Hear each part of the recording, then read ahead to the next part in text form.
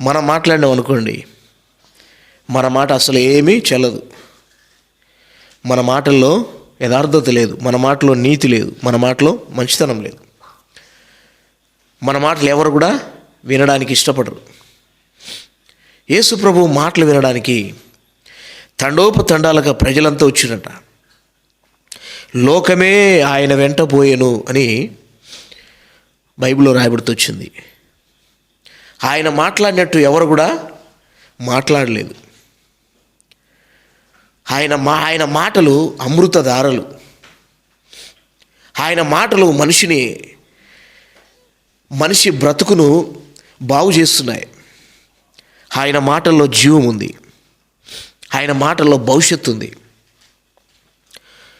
ఆయన మాటల్లో మానవునికి మేళ్ళు ఉన్నాయి. అందుకనే మనిషి యేసు ప్రభువు మాట ఖచ్చితంగా వినాల. ఈ ప్రపంచ మనుషులందరూ కూడా యేసు ప్రభువు మాటలు వినాలి.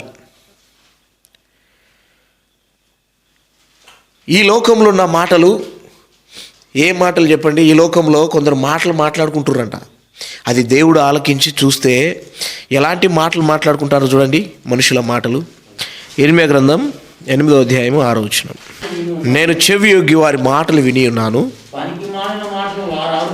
పనికి మాలిన మాటలు వారు ఆడుచున్నారు. ప్రపంచ మానవుల మాటలు ఎలా ఉన్నాయంటే పనికిరావు. మన మాటల్లో నీతి లేదు, మన మాటల్లో యథార్థత లేదు, మన మాటల్లో పరిశుద్ధత లేదు. మన మాటలు ఇప్పుడు మాట్లాడుతుంటున్న మాట ఇప్పటికే చెల్లదు, ఇంకా కొంచెంసేపటికి కూడా చెల్లదు. ఆ మాట మీద నిలబడలేడు మనిషి. కాబట్టి దేవుని మాటలు అమూల్యమైనవి. యేసుప్రభువు అంటాడు, నా మాటలు ఆకాశం భూమి గతించినా నా మాటలు ఎన్నడూ గతింపవు. ఆకాశ భూమి గతించిపోయినా కూడా నా మాటలు గతింపవు. ఆయన మాటల్లో జీవం ఉంది. ఆ జీవము మనుషులకు వెలుగునిస్తుంది. ఆయన మాటల్లో జీవం ఉంది. ఆయన మాటల్లో స్వస్థత ఉంది. ఆయన మాటల్లో బాగుపడడం అనేది ఉంది. అందుకనే ప్రపంచ మానవులందరూ కూడా యేసు ప్రభువు మాట వినాలి. యేసు ప్రభువు మాట వినాలి. ఆయన మాట విన్నవారు ధన్యులు. యేసుక్రీస్తు లేకపోతే జీవితము వ్యర్థం. అందుకే ప్రతి మనిషి యేసు ప్రభువు మాట వినాలి. చాలామంది యేసు ప్రభువును అసహించుకుంటారు. యేసు ప్రభు అంటే చాలా తక్కువ చూపు చూస్తారు, చిన్న చూపు చూస్తారు. అంటే యేసు ప్రభు ఎవరో వాళ్ళకి తెలియదు. వాస్తవంగా యేసు ప్రభు ఎవరో వాళ్ళకి తెలియదు. ఆయనను గూర్చి విన్నవారు, ఆయన మాటలు విన్నవారు, శిష్యులైతే వలలే ఇడిచిపెట్టి ఆయన ఎమ్మడి పోయినరంట. వింటున్నారా? నా ఎమ్మడి రండి అనగానే ఆయన ఎమ్మడి వచ్చేసిండ్రు. ఆయన మాట్లాడినట్టు ఎవరు మాట్లాడలేదు. ఈ మాటలు ఈరోజు ఉంటున్న ప్రపంచ మానవాళికి ఎంతో అవసరం. మనుషులందరికీ కూడా ఆ మాటలు అత్యవసరము అని చెప్పచ్చు. యేసు ప్రభు మాట్లాడుతుంటున్న మాటల్లో ఎంతో అర్థాలున్నాయి, ఆత్మీయ అర్థాలున్నాయి. ప్రతి మాటను మనము విడదీసి ధ్యానించుకుంటే, ప్రతి మాట మనము అర్థం చేసుకోవడానికి ప్రయత్నం చేస్తే ఆ మాటల్లో జ్ఞానం ఉంది, ఆ మాటల్లో మన భవిష్యత్తు ఉంది, ఆ మాటల్లో మన జీవితం ఉంది. కాబట్టి ఆ మాటలు మన జీవితాలకు ఔషధం లాంటివి. ఆ మాటలు మన జీవితాన్ని బాగు చేస్తున్నాయి. ఆయన లేకుండా మనిషి ఈ భూలోకంలో ఉన్న మనుషులకు భవిష్యత్తు లేదు. యేసు ప్రభు మాట్లాడుతుంటున్న మాట ఏంటి? కాకుల సంగతి విచారించి చూడుడి అంటాడు. కాకుల సంగతి విచారించి చూడడము ఏంటి? మనం కాకులు చూస్తున్నాం కదా, తెల్లవారింది మొదలుకొని సాయంత్రం వరకు మన ఇండ్ల మీద ఉంటాయి. మనం ఎక్కడన్నా కూర్చున్న చెట్ల మీద అరుస్తూ ఉంటాయి, మన ఇండ్ల మీద ఉంటాయి. అవసరమైతే ఏదైనా ఆహారము మన ఇంటి ముందు ఏదైనా ఆహారం ఉంటే దానికోసం తినడానికి వస్తాయి. రోజు మనం వాటిని చూస్తున్నాం. ఆ పక్షులను అంటే కాకులు మనం చూస్తున్నాం, కానీ అవి నేర్పుతుంటున్న ఆత్మీయ పాఠాన్ని మనిషి గుర్తించలేకపోతాడు.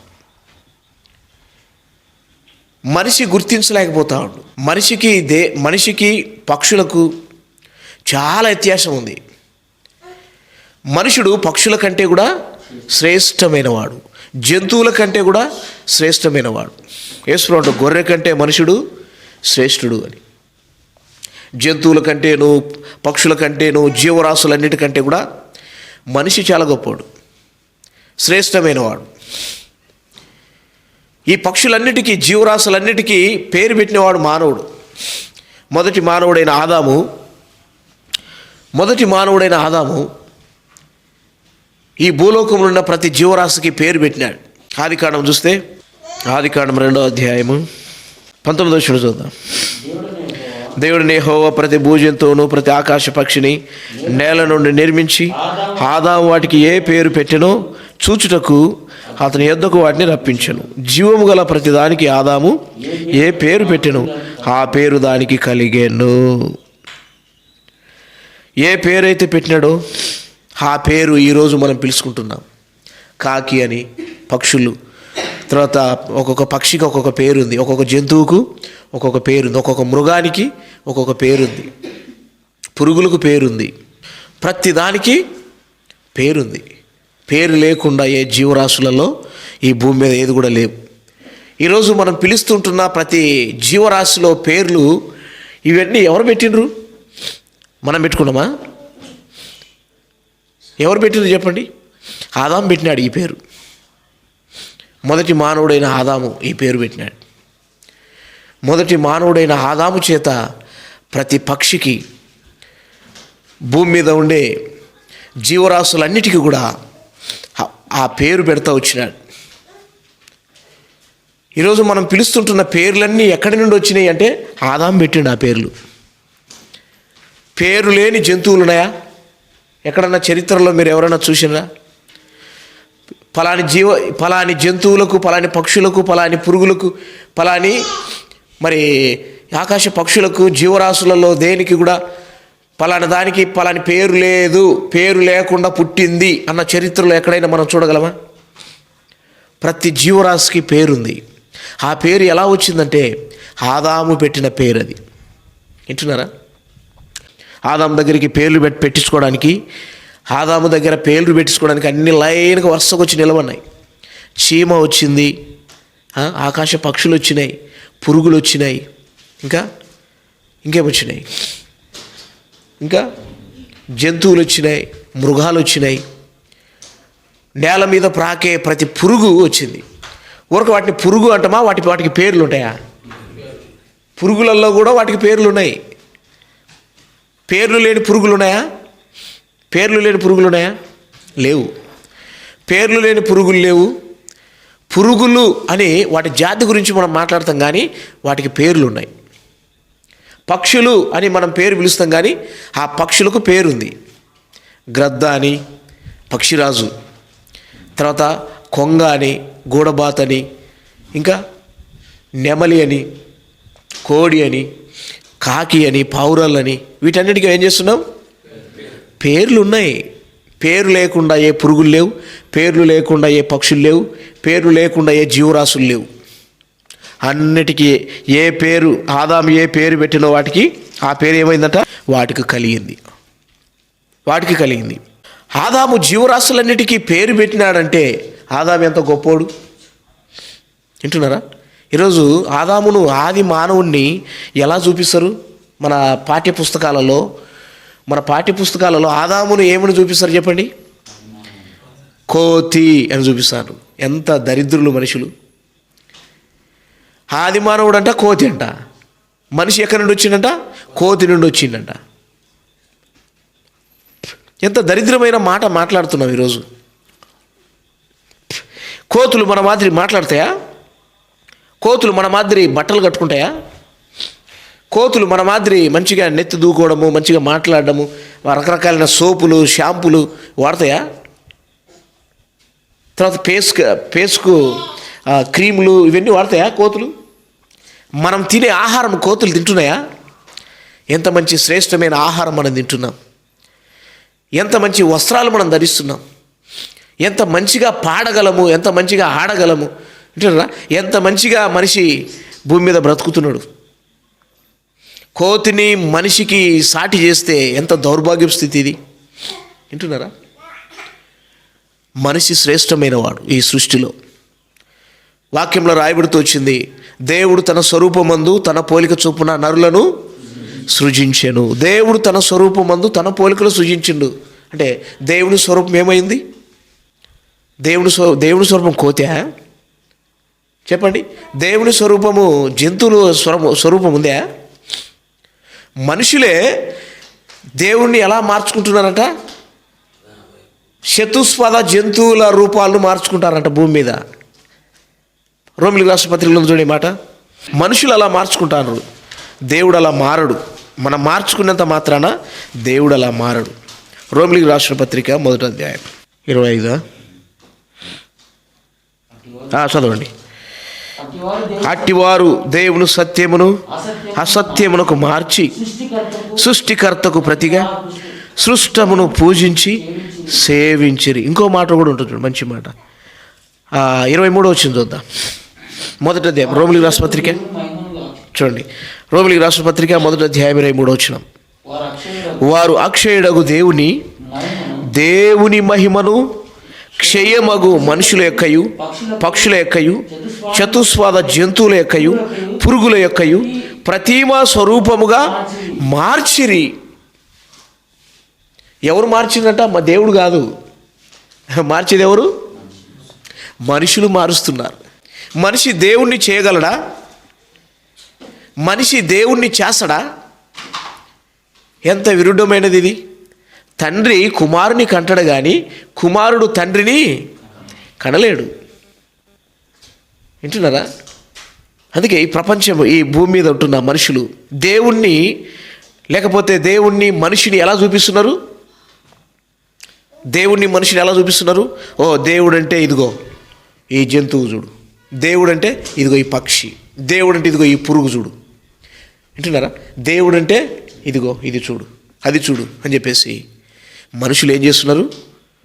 దేవునిని ప్రతిమా స్వరూప చతుస్పద జంతువుల యొక్కయు పురుగుల యొక్కయు ప్రతిమా స్వరూపములుగా మార్చుకుంటున్నారంట. ప్రతిమాలంటే విగ్రహం, బొమ్మగా తయారు చేసుకుంటున్నారు.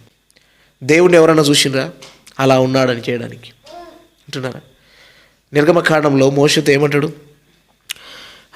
నువ్వు ఏ రూపమును చేయకూడదు, ఆకాశం క్రిందనైనను భూమి మీద, ఆకాశం క్రింద ఉన్న భూమి మీదనైనను భూమి క్రింద నీళ్ళ ఎందైనను ఉండు దేని రూపమును కూడా నీవు చేయకూడదు, పూజింపకూడదు. ఇప్పుడు మనుషుడు ఏం చేస్తున్నాడు? మనము చేస్తున్నాం. అంటున్నారా? దేవుడు చేయని దానిని మనము దేవుడిని చేస్తున్నాం. మనుషుడు చాలా రాంగ్ రూట్లో ఉన్నాడు. ఇప్పుడు భూమి మీద ఉంటున్న ప్రతి మనిషి తప్పుడు త్రోవలో, రాంగ్ రూట్లో ఉన్నాడు.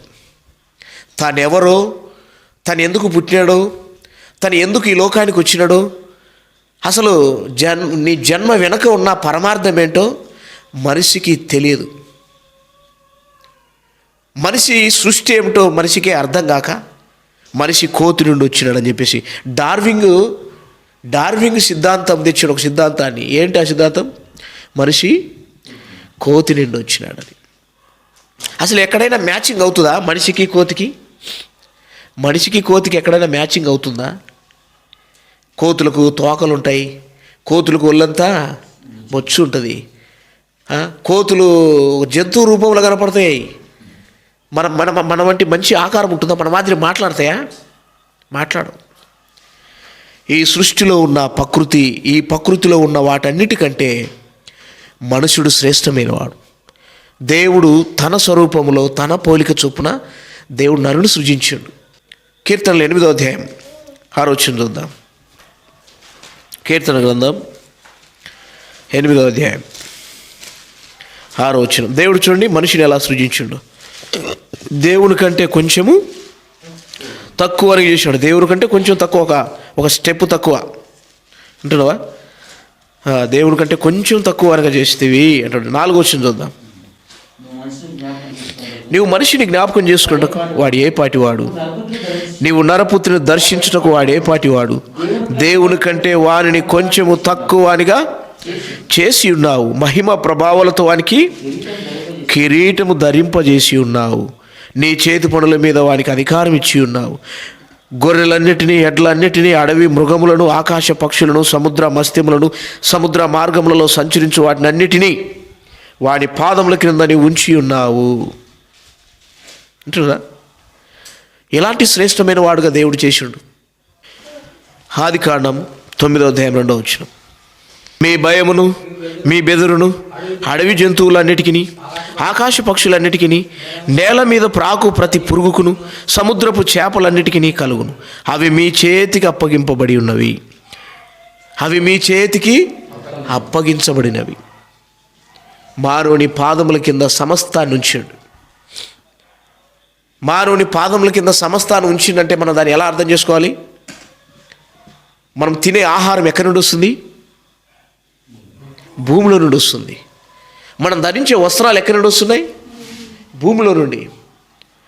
మనం పెట్టుకునే బంగారు వెండి ఇవన్నీ ఎక్కడి నుండి వస్తున్నాయి? మనం పూసుకునే క్రీములన్నీ, మనం పూసుకునే సబ్బులు, మనం పూసుకునే షాంపులు, వింటున్నారా? మనం వాడే మెడిసిన్, మనం వేసుకునే చెప్పులు, వింటున్నారా?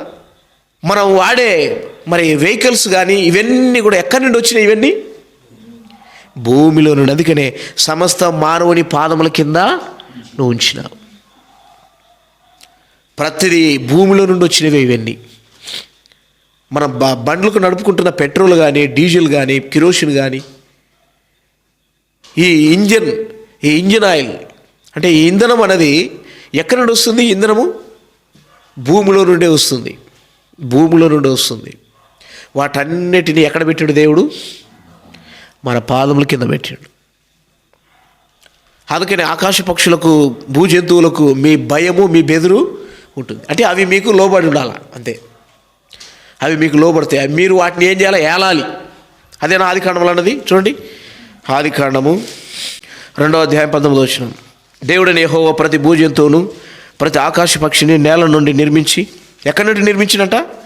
జంతువులను ఆకాశ పక్షులను ఎక్కడి నుండి నిర్మించినట? ప్రతి భూజంతువును ప్రతి ఆకాశ పక్షిని నేల నుండి నిర్మించెను. ఆ నేల నుండి నిర్మించినట్టు అన్నిటినీ నేల నుండే, అన్నిటిని కూడా ఇంటిలో నుండే తీసాడు. తర్వాత కిందికి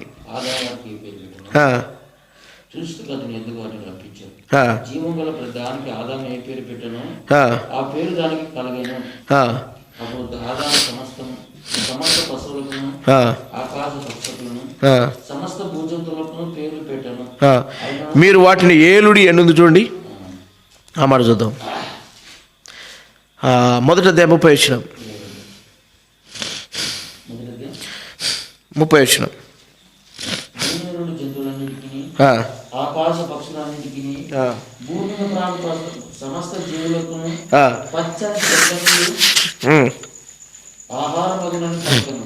ఆహారమగును జంతువులు పక్షులు నేల నుండి వచ్చే ప్రతిది కూడా మనకి ఏమవుతున్నాయంట? ఆహారం. అయితే దేవుడు ఏమంటే మీరు వాటిని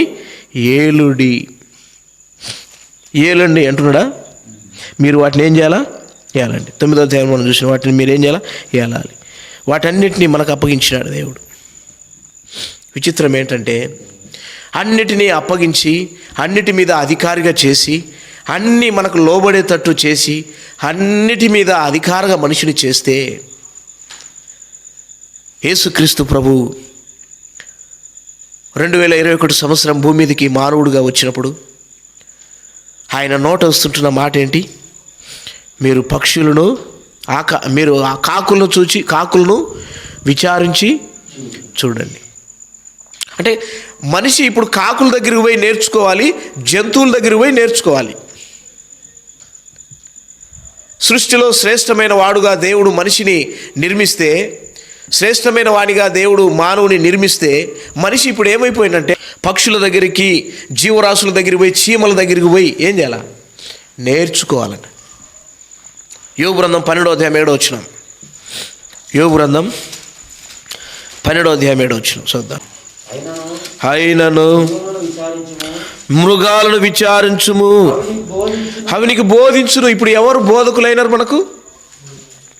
మృగాలు బోధకులైనవి. ఇంకా ఆకాశ పక్షులు విచారించుము, అవి మీకు తెలియజేయను. ఆకాశ పక్షులను విచారించాలంట, జంతువులు విచారించాలంట. ఇంకా భూమిని గురించి ధ్యానించగల ఆ, అది నీకు బోధించును.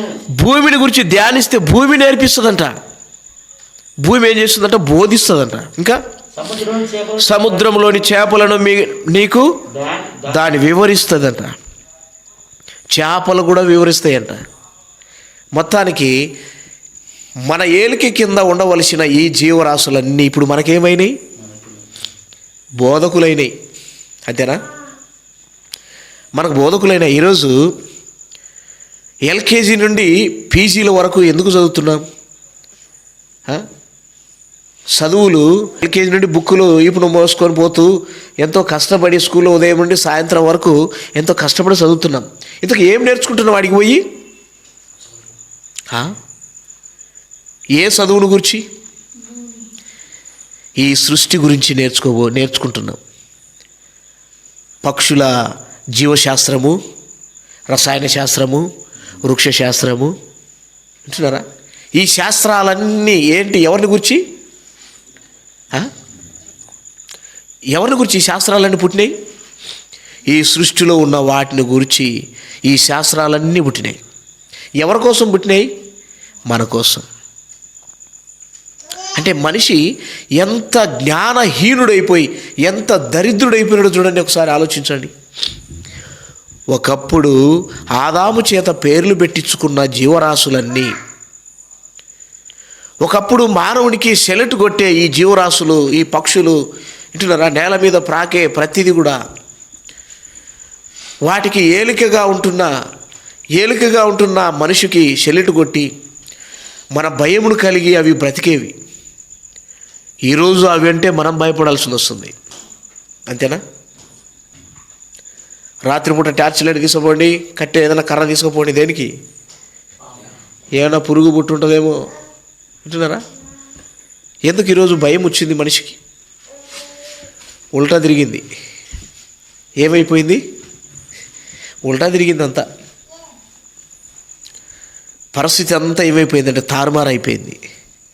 ఏలికగా ఉండవలసిన మనిషి ఇప్పుడు వాటి దగ్గరికి పోయి వాటి దగ్గర నమస్కారం చేసే పరిస్థితి వచ్చింది. అంతేనా? జంతువుల దగ్గరికి పోయి వాటి దగ్గరికి పోయి వాటిని పూజించి వాటికి నమస్కారం చేసే పరిస్థితి వచ్చింది. వాటి జీవితం గురించి నేర్చుకునే పరిస్థితి వచ్చింది. మనిషి చదువు పుట్టిన కానంటే చనిపోయేంత వరకు చదువులు ఉన్నాయి, గొప్ప గొప్ప చదువులు. ఈ చదువులన్నీ ఎవరిని గురించి చెప్తున్నాయి? దేవుని గురించి చెప్తున్నాయా? మనిషి జన్మ గురించి చెప్తున్నాయా? మనిషి ఎందుకు పుట్టినాడు? మనిషి భవిష్యత్తు ఏంటి? మనిషి ఏమైపోతున్నాడు? అసలు దేవుడు ఎవరు? ఈ ప్రకృతి ఎలా పుట్టింది? ఎవరి నుండి కలిగిందని మనకు నేర్పిస్తున్నాయా పుస్తకాలు? ఈ లోక జ్ఞానం అలా నేర్పిస్తుందా మనకు? ఈ లోక జ్ఞానం మనల్ని తప్పుడు త్రోవను పట్టిస్తుంది. దేవుడు లేడు అంటున్నాడు. చదువులు ఎక్కువైపోయి మనిషి ఏమంటాడు ఇప్పుడు? దేవుడు లేడు. మరి ఎలా కలిగింది ఇదంటే బిగ్ బ్యాంగ్ అంటే ఒక శబ్దం ద్వారా ఈ సృష్టి కలిగింది అని సైన్స్ చెప్తుంది. దేవుడు లేడు అంటుంది సైన్స్. మరి ఇంతగా చిన్నతనం నుండి ఎంతో ప్రయాసతో ఫీజులు కట్టి సమయాన్ని హెచ్చించి చిన్నతనం నుండి మధ్య వయసు వచ్చేంత వరకు ఎంతో ప్రయాసతో అన్నీ విడిచిపెట్టి చదువుకుంటున్నది దీనికోసమేనా? మనిషి దీనికోసమేనా? లాస్ట్కు దేవుడు ఎవరో తెలియని పరిస్థితుల్లో బ్రతకడానికా? అందుకే ఈ లోకమంతా కూడా రాంగ్ రూట్లో ఉంది. ఈ లోకమంతా కూడా సాతాను యొక్క మాయలో ఉంది. సాతాను ఈ లోకాన్ని మాయ చేసిండు, తన ఆధీనంలోకి తీసుకున్నాడు ఈ ప్రపంచమంతటిని. మనిషికి భ్రమ కలిగించినాడు. మనిషికి ఏం చేసాడు? భ్రమ కలిగించాడు. నువ్వు పుట్టింది తినడానికి, త్రాగడానికి, నువ్వు పుట్టింది ఈ లోకం అనుభవించడానికి. నువ్వు మోసం చేయి, అక్రమం చేయి, అన్యాయం చేయి, దుర్మార్గ పనులు చేయి, అబద్ధాలాడు, మోసం చేయి, సైతాను ఇలాగూ మనుషులకు నేర్పించి మనుషులను భ్రష్టులు చేసి పడేశాడు. అందుకనే ప్రతి మనిషి తంత్రగొంటి అని రాయబడింది. ఆయా సహోదరుని నమ్మక. ప్రతి సహోదరుడు ఎవరంట? తంత్రగొంటి, నమ్మదగిన వాడు కాడు. మనిషి నమ్మలేని స్థితిలో ఈ ప్రపంచం ఉంది. వింటున్నారా? సొంత అన్నదమ్ములు అన్న చెల్లెలు ఒకరి మీద ఒకరికి నమ్మకము లేని చరిత్ర మన మానవ చరిత్ర.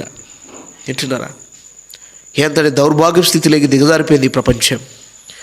దేవుడెవరో తెలియని స్థితిలో, అంధకారములో మనుషులు ప్రయాణిస్తూ చీకటిలో తాను ఎక్కడికి వెళుతున్నాడో ఏం చేస్తున్నాడో ఎరగని పాపం అనే అంధకారంలో మనిషి జీవితం ప్రయాణిస్తుంది. అందుకనే ఈ ప్రపంచం నాశనానికి వెళుతుంది. నాశనమైపోతున్న ఈ ప్రపంచాన్ని కాపాడడానికి లోకరక్షకుడు ఈ లోకానికి వచ్చినాడు. ఆయనే దివ్య రక్షకుడు. నేను లోకమునకు వెలుగును అన్నాడు. నేనే మార్గమును, సత్యమును, జీవమును అన్నాడు. నా ద్వారానే తప్ప తండ్రి యొద్దకు ఎవరు చేరలేరన్నాడు. నన్ను చూసిన వాడు తండ్రిని చూసినట్టే అన్నాడు. వింటున్నారా? నన్ను చేర్చుకున్నవాడు తండ్రిని చేర్చుకున్నట్టే అన్నాడు. వింటున్నారా? యేసుక్రీస్తు ప్రభు 2021 సంవత్సరం నాడు భూమి మీదకి వచ్చి చీకటిలో అంధకారంలో కూర్చున్న ఈ ప్రజలకు గొప్ప వెలుగిచ్చి జీవ మార్గంలోకి తీసుకురావడానికి, జ్ఞానోదయం కలిగించడానికి ఒక వెలుగుగా, దివ్య జ్యోతిగా యేసు ప్రభు వారి లోకానికి వచ్చినాడు. లూకా సువార్త 1వ అధ్యాయము 76, 79 ఇవన్నీ కలిసి ఉంటాయి. కింద చివరి వచ్చినాలు మనం చూద్దాం. మన పాదములను సమాధాన మార్గములోనికి నడిపించినట్లు చీకటిలోనున్న మరణ ఛాయలోను కూర్చుండు వారికి వెలుగిచ్చుటకై ఆ మహావాత్సల్యమును బట్టి పైనుండి ఆయన మనకు అరుణోదయ దర్శనమును అనుగ్రహించాను. ఆయనే ప్రభు అయిన యేసుక్రీస్తు. భూలోకంలో మనిషి వరుస వాయ లేకుండా, జాలి, దయ, ప్రేమ, కనికరము లేకుండా, క్రమము, పద్ధతి లేకుండా బ్రతుకుతుంటున్న ఈ మానవ జాతికి వెలిగించడానికి, మానవ నేత్రాలు తెరింపజేయడానికి తానెవరో, తను ఎందుకు దరిద్రము, శని, శాపము, వింటున్నారా? ఇవన్నీ మనల్ని ఏం చేసినాయి? చుట్టుకున్నాయి. అందుకే మన వ్యాపారాలలో, మనం చేసే ప్రతి ప్రయత్నాలలో అన్నిటిలో కూడా నష్టం. ఒక మనిషి సమృద్ధిగా బాగా సంపాదించుకున్నాడు, బాగా ఒక ఉన్నతమైన స్థానంలో ఉన్నాడంటే న్యాయంగా, నీతిగా సంపాదించింది కాదు. వింటున్నారా? ఆ మోసము, అన్యాయము, అక్రమము ద్వారా, దౌర్జన్యం ద్వారా అభివృద్ధి పొందాల్సిందే తప్ప నీతితోనూ, యథార్థతతోనూ, వింటున్నారా, మంచితనముతోనూ ఎవరు కూడా అభివృద్ధి పొందలేదు. అందుకని యేసుప్రభువు అన్నాడు, ఒకడు సర్వలోకం సంపాదించుకొని తన ప్రాణం పోగొట్టుకుంటే వానికి ఏం ప్రయోజనం? యేసుప్రభువు లేకుండా ఈ సృష్టిలో ఉన్నవి అన్నిటిని మనం సంపాదించుకొని మరణిస్తే మనకు ప్రయోజనం ఏం లేదు. దారి తప్పిపోయిన మనలను, అక్రమమైన మార్గంలో ఉంటున్న మనలను సరిచేయడానికి పక్షులు చూపిస్తున్నాడు. ఆకాశ పక్షులు చూడండి, అవి విత్తవు, కోయవు, కూర్చుకొనవు. వింటున్నారా? వాటిని దేవుడు పోషించడం లేదా? వాటికి గరిషెలు లేవు, వాటికి కొట్లు లేవు, మన మాదిరి భూములు లేవు. వింటున్నారా? మన మాదిరి భూములను కబ్జా చేసి ఇదంతా నాదే అని చెప్పేసి దౌర్జన్యం చేసి సంపాదించుకోవు. ఉన్నాయి అట్లా పక్షులకు. కాబట్టి వాటికి భూమి లేదు, వాటికి ఇండ్లు లేవు, వాటికి ఏమి కూడా లేవు. అవి బ్రతికించబడుతున్నాయి కదా, అవి పోషించబడుతున్నాయి కదా. వాటిని పోషించేది ఎవరట? దేవుడే. వాటిని పోషించేది దేవుడే. దేవుడు వాటిని పోషిస్తూ ఉన్నాడు. మీరు వాటికంటే శ్రేష్ఠులు కారా? అంటే తన స్థితి ఏంటో తాను ఎరగని అంధత్వములోనికి, చీకటిలోనికి మనిషి వెళ్ళిపోయినాడు. ఈ సృష్టిలో మనము శ్రేష్టమైన వారం. ఈ సంగతి నీకు అర్థం కావాలంటే యేసుక్రీస్తు ప్రభు, యేసుక్రీస్తు అనే జీవపు వెలుగు దగ్గరికి వస్తే నీకు అర్థమవుతుంది. యేసుక్రీస్తు అనే వెలుగు దగ్గరికి రాకుండా లోకంలో నువ్వు ఉంటే చీకటి. లోకంలో ఏముంది? చీకటి ఉంది. లోకంలో చీకటి అలుముకున్నది. చీకటిలో కూర్చున్న జనులు అని బైబిల్ చెప్తుంది. చీకటిలో నుండి ఆశ్చర్యకరమైన వెలుగులోనికి అని పేతురు రాసిన పత్రిక 2:9 రాయబడింది. అంటే లోకంలో ఏముంది? చీకటి ఉంది, పాపం అనే చీకటి ఉంది. ఈ లోకంలో మనుషులందరినీ ఆత్మీయ నేత్రాలకు గుడ్డితనం కలగజేసింది సైతాన్. కొరింథీయులకు రాసిన 2వ పత్రిక 4:4 ఈ లోకంలో ఉన్న మనుషులందరికీ ఆత్మీయ నేత్రాలను మూయించేసింది. సత్యమేంటో గ్రహించని స్థితిలోకి, అసత్యమేంటో గ్రహించలేని స్థితిలోకి వెళ్ళిపోయినాడు మనిషి. అన్నీ మంచి అనుకుంటాడు. గుడ్డోనికి ఏమైనా కనపడతాయా? గుడ్డోనికి కలర్స్ కనపడతాయా? వెలుతురు చీకటి ఏమైనా కనపడుతుందా? అంత చీకటే కనపడుతుంది. వింటున్నారు? అలాగే ఈ ప్రపంచ మానవులందరూ కూడా అలాంటి చీకటిలోనే ఉన్నారు, అలాంటి చీకటిలోనే బ్రతుకుతున్నారు.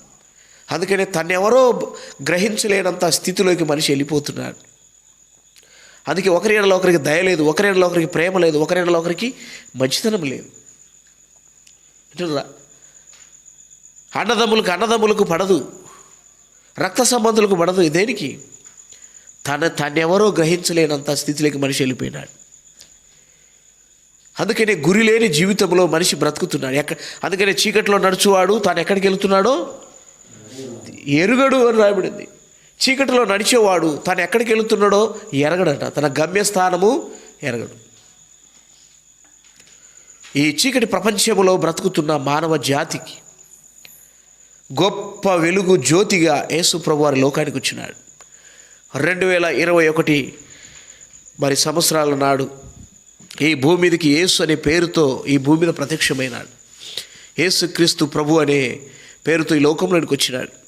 యేసు అనగా రక్షకుడు, తన ప్రజలను వారి పాపము నుండి విడిపించడానికి, వారి దరిద్రత నుండి, వారికి పట్టిన శని నుండి విడిపించడానికి, వారికి ఉన్న శాపము నుండి విడిపించడానికి ఆయన వచ్చాడు. అందుకే యేసుప్రభు మనకు అవసరం. అందుకే యేసుప్రభు మనకు చాలా అవసరం. రోగికి వైద్యుడు ఎలా అవసరమో యేసుక్రీస్తు ప్రభు పాపి అయిన మానవునికి అతి అవసరము అని చెప్పచ్చు. నీవు శ్రేష్టమైన వాడు సృష్టిలో, ఈ ప్రకృతిలో ఉన్న జీవరాశులన్నిటికంటే కూడా నీవు శ్రేష్ఠుడు, నువ్వు యోగ్యుడు.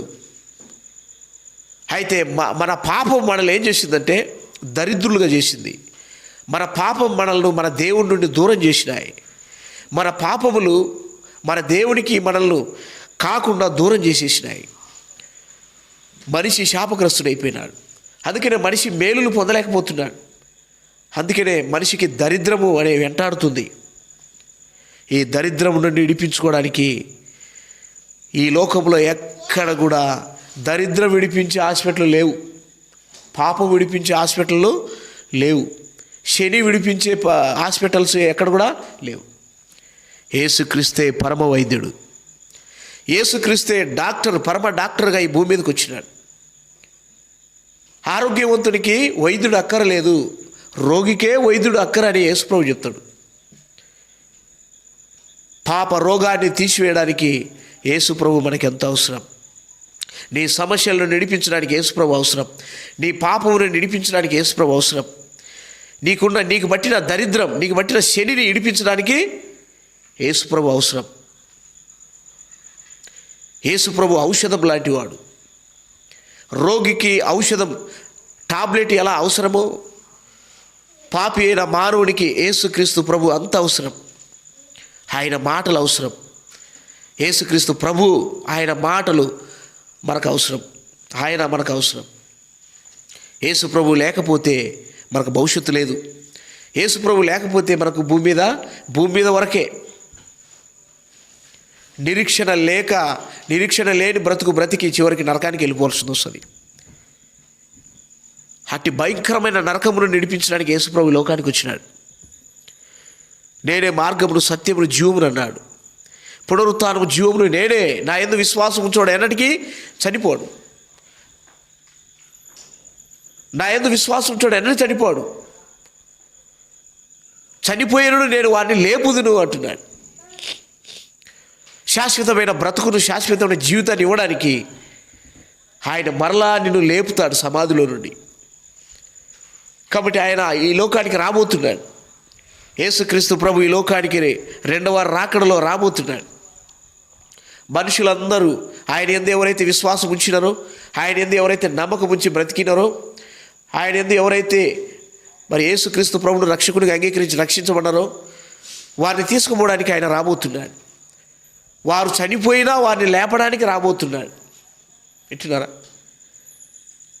ఆయన లేపడానికి రాబోతున్నాడు. తాను ఎంట పెట్టుకొని పోవడానికి రాబోతున్నాడు. యేసుక్రీస్తు లేకుండా మరణిస్తే నిత్య నరకము, అగ్నిగుండం. అది రెండవ మరణం. అగ్ని ఆరదు, పురుగు చావదు. ఈ అగ్నిగుండము మనిషి కోసం దేవుడు సృజించలేదంట. ఎవరి కోసం సృజించినట్టు చూడండి. మత్తయి సువార్త 25వ అధ్యాయం. వానికిని వాడి దూతలకు సిద్ధపరిచిన వారికి వాడి దూతలకట. ఎవరు ఆడంటే మత్తయి సువార్త 25వ అధ్యాయము 41వ వచనం చూద్దాం. అప్పుడు ఆయన ఎడమ వైపు ఉండి వారిని చూచి, శపింపబడిన వారలారా, నన్ను విడిచి అపవాదికిని వాడి దూతలకును సిద్ధపరిచిన నిత్య అగ్నిలోకి పోండి. అగ్నిగుండం ఎవరి కోసం అంటే సిద్ధపరిచిండు? సైతానుకు వాడి దూతలకు, మనిషి కోసం కాదు. మరి మనిషిని పంపిస్తున్నాడంటే మనిషి ఏమైపోయాడు? దయ్యం అయిపోయాడు మనిషి. వింటున్నారా? మనిషిని మనిషి చంపుతున్నాడు. మనిషి కర్కశంగా, కనికరము లేకుండా, దయ లేకుండా మనిషి బ్రతుకుతున్నాడంటే, జాలి లేకుండా మనిషిని నరుకుతున్నాడు, మనిషిని కొట్లాడుతున్నాడు, మనిషి నాశనాన్ని కోరుతున్నాడు, మనిషి మరణాన్ని కోరుతున్నాడు. అంటే మనిషి ఇంతకు మనిషేనా? వింటున్నారా? మన నోట శాపం వచ్చిన వస్తుంది, నువ్వు నాశనమవును గాక అని. అంటే ఇతరుల నాశనాన్ని మనం కోరుతున్నామంటే మనలో మానవత్వం ఉందా? చెప్పండి, మనలో మానవత్వం ఉందా? దయ్యపు స్వభావం ఇది. అబద్ధాలు ఆడుతున్నాడంటే దయ్యపు స్వభావం.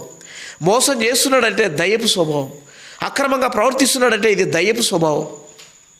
నరహత్య చేస్తున్నాడంటే ఇది దయ్యపు సైతాన్ యొక్క స్వభావం. అందుకనే వాని లక్షణాలు కలిగిన ఈ మనుషులను యేసుప్రభువు నమ్మకుండా, లోకములో కఠినులుగా బ్రతికి, ఆయన యందు విశ్వాసం ఉంచకుండా ఈ లోకం కోసం బ్రతికిన వారిని నిత్య నరకానికి పోండి అంటున్నాడు. వానికి వాని దూతలకు, అంటే సైతానుకు వాడి దూతలకు సిద్ధపరిచిన నరకానికి పోండి అంటున్నాడు. ఈ నరకము నీకు ఇష్టమేనా? ఈ నరకము నీకు ఇష్టమేనా?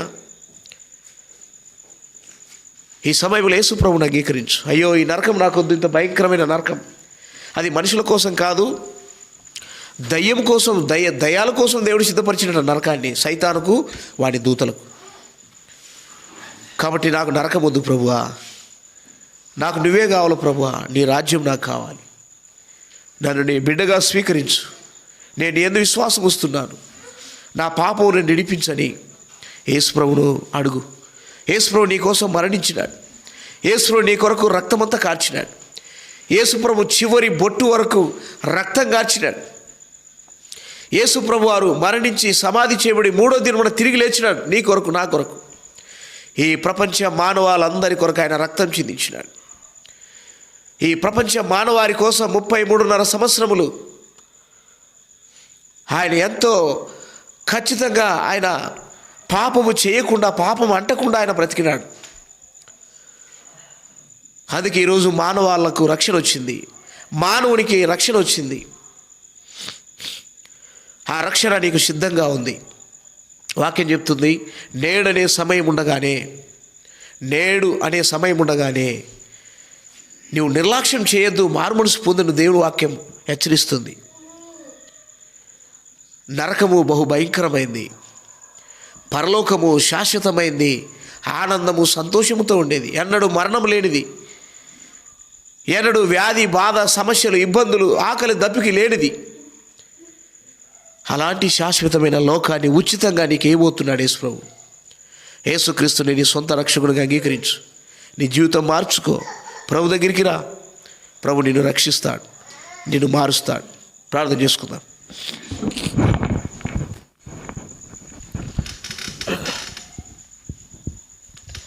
ప్రేగల మా తండ్రి, పరిశుద్ధమైన మీ నామమును బట్టి స్తోత్రాలు. ఈ రాత్రి మాకు అనుగ్రహించిన నీ మాటలను బట్టి స్తోత్రాలు. ఈ సృష్టిలో శ్రేష్టమైన వాడిగా మనిషిని సృజించినారు. ఇప్పుడు పక్షుల దగ్గరికి, జంతువుల దగ్గరికి పోయి నేర్చుకునే అంత పరిస్థితి వచ్చింది.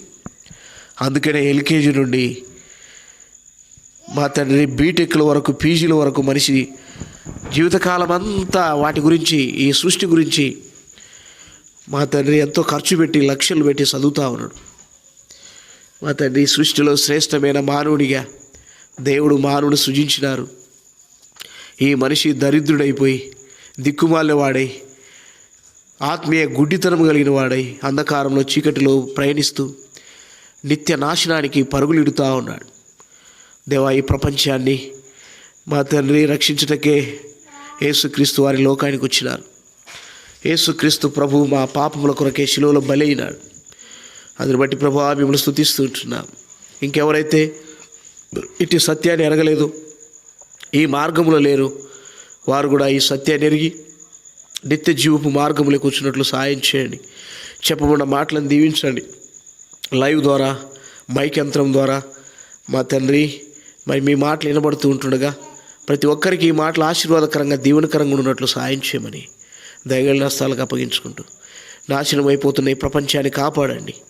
భయంకరమైన కరోనా, భయంకరమైన రోగాలు, తెగుళ్ళు, భూకంపాలు, ప్రభా మరి వరదలు, సునామీలు, మనిషి మా ప్రభా మరి నాశనం అయిపోతున్న గ్రహించలేని స్థితిలో భూమి మీద బ్రతుకుతూ ఉన్నాడు. ప్రభా కనికరించండి.